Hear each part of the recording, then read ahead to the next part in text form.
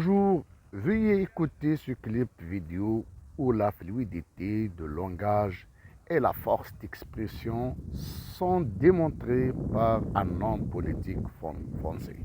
Merci bien. Tout le monde ici est favorable au travail des étudiants, et moi le premier.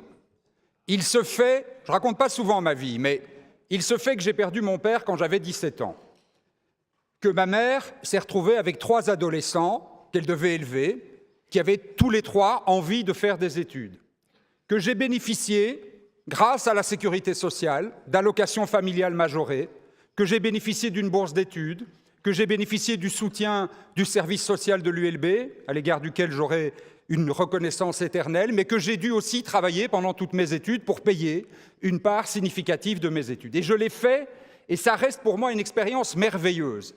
J'ai travaillé dans des grandes surfaces, j'ai travaillé dans des bistrots, j'ai travaillé dans des librairies, j'ai travaillé pour des entreprises d'élagage, j'ai découvert la beauté du travail. J'y ai gagné un attachement extraordinaire à ces hommes et ces femmes qui livrent un travail difficile. J'ai découvert aussi la dureté du travail. Et je n'ai aucun regret, parce que c'est pour moi une expérience extrêmement formatrice. Et je suis très heureux que des dizaines de milliers d'autres étudiants puissent faire la même expérience. La seule différence entre ce que vous proposez, vous le gouvernement, et ce que nous proposons, nous les socialistes, c'est que nous voulons que les jeunes travaillent, mais que quand ils travaillent, ils aient des droits. Monsieur Ludgen, vous dites ça rapporte aux caisses de l'État. Tant mieux, oui, tant mieux si le travail étudiant rapporte effectivement des impôts.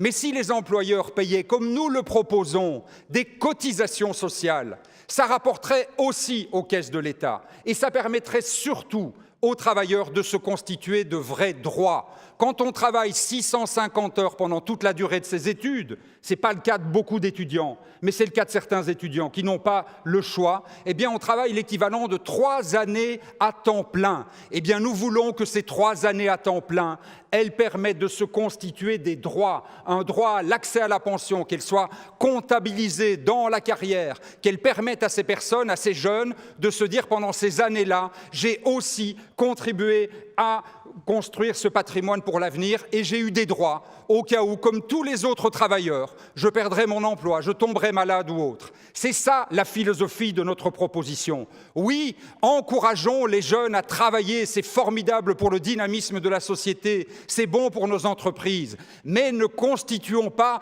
des catégories différentes de travailleurs. Donnons à tous les travailleurs et aux travailleurs étudiants en particulier de vrais droits.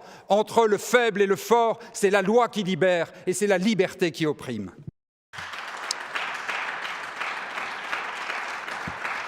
Mais il se fait que j'ai perdu mon père quand j'avais 17 ans, que ma mère s'est retrouvée avec 3 adolescents qu'elle devait élever, qui avaient tous les 3 envie de faire des études, que j'ai bénéficié, grâce à la sécurité sociale, d'allocations familiales majorées, que j'ai bénéficié d'une bourse d'études, que j'ai bénéficié du soutien du service social de l'ULB, à l'égard duquel j'aurai une reconnaissance éternelle, mais que j'ai dû aussi travailler pendant toutes mes études pour payer une part significative de mes études. Et je l'ai fait, et ça reste pour moi une expérience merveilleuse.